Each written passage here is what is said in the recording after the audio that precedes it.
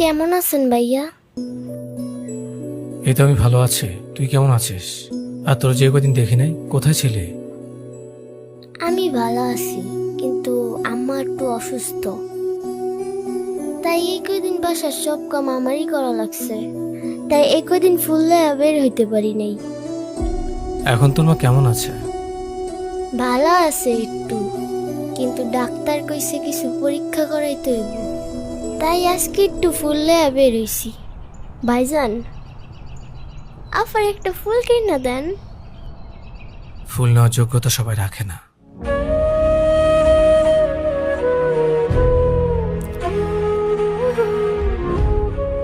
এই 2 টাকার ফুল আর কত দিবা আমাকে?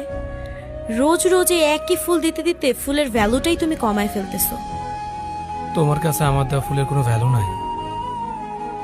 কিভাবে থাকবে বলো তো? এই ফুল ছাড়া তুমি আমাকে কখনো কিছু দিছো? আর কিছু হলেই বলো টাকা হলে দিব। কবে হবে তোমার টাকা? তোমার টাকা দেখে আমি মরতে পারবো কিনা সন্দেহ আছে।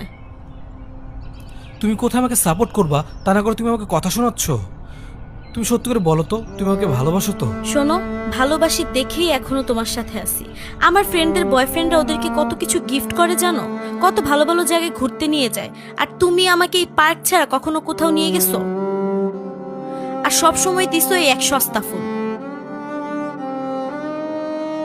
মাঝে মধ্যে না আমার অনেক লজ্জা লাগে, কাউকে কিছু বলতে পর্যন্ত পারি না। এত সুন্দর দেখতে, তারপরে ফুল নেওয়ার যোগ্যতা রাখে না। বাইরের দিকটা সুন্দর হলে হয় না রে, ভেতরটাও সুন্দর হতে হয়। কিছু মানুষের মুখে মধু থাকলেও অন্তর বিষ থাকে। কি বলেন ভাইজান, বুঝি না কিছুই। ওসব তুই বুঝবি না। এই টাকাগুলো রাখ, তোমার পরীক্ষা করাতে কাজে লাগবে। দেখবি তোর মা তাতে সুস্থ হয়ে যাবে। ধন্যবাদ ভাইজান। আচ্ছা, আজকে তাইলে আমি যাই।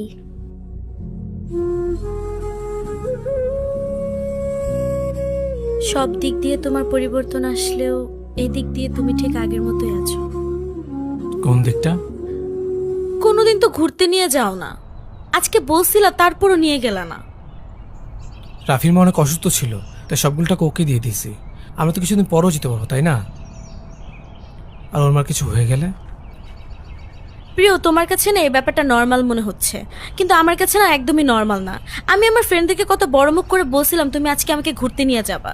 এখন আমি সবাইকে কি বলবো? যেটা সত্যি সেটাই বলবা। আসছে আমার মানব দরদি নিজে